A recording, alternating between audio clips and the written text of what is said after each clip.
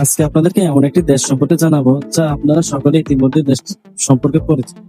আর এই দেশটি অন্য কোনো দেশ নয়, এটি হচ্ছে গ্রেটার চায়না, বৃহত্তর চায়না, অর্থাৎ বর্তমান যে আমরা চীন নামক যে দেশটি সম্পর্কে জানি। চীন ঐতিহাসিকভাবে অনেক পুরনো একটি দেশ।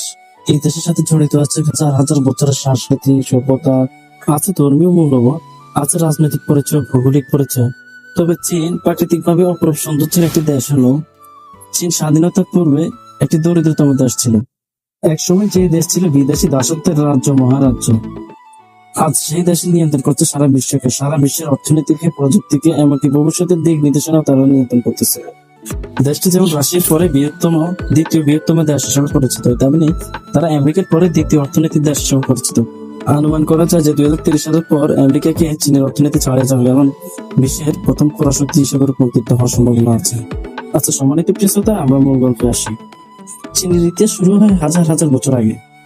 তাদের আছে কনফুসিয়াসের দর্শন, সিল্ক রোডের যাত্রা আর রাজবংশের গৌরব গাথা। সব মিলিয়ে গড়ে ওঠে এমন এক সভ্যতা যার মূল কথা একতা।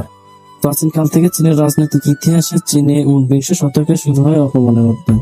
এই শতকে ব্রিটিশদের আফিম যুদ্ধ শুরু হয়। বিদেশি শক্তির দখল আর দেশের ভিতরে অস্থিরতা চীনকে অস্তিত্বের মুখে ফেলে দেয়, এমন চিন্তা তারা নিজস্ব স্বাধীনতা হারিয়ে ফেলে। আর এইভাবে চীনের অভ্যন্তরে দশকের পর দশক অস্থিরতাগ্রস্ত হতে থাকে। দশকের পর দশক যুদ্ধ, রক্ত আর সংগ্রামের পর অবশেষে 1949 সালে তারা একটি আধুনিক, স্বাধীন এবং সার্বভৌম রাষ্ট্র পায়, যার নাম দেওয়া হয় চায়না। মূলত হংকং এবং তাইওয়ান ছিল চীনের অন্তর্ভুক্ত, তাই চীনের নাম প্রকাশ করা হয় গ্রেটার চায়না। দিকে মাও সেদিন ঘোষণা করলেন যে নতুন চীনের জন্ম হয়েছে, আর এটাই ছিল রিপাবলিক অফ চায়না।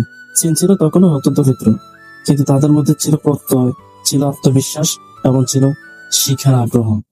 আর এই বিপ্লবে চীনকে পরিবর্তন করে দেয়। কয়েক বছর বা কয়েক দশকের পরে চীন সারা বিশ্বের মধ্যে একটি রোল মডেল হয়ে দাঁড়ায়। সারা বিশ্বের একটি বৃহত্তর অর্থনৈতিক দেশ হিসেবে গড়ে ওঠে। সারা বিশ্বের একটি রাজনৈতিক উচ্চ মর্যাদা সম্পন্ন দেশ হিসেবে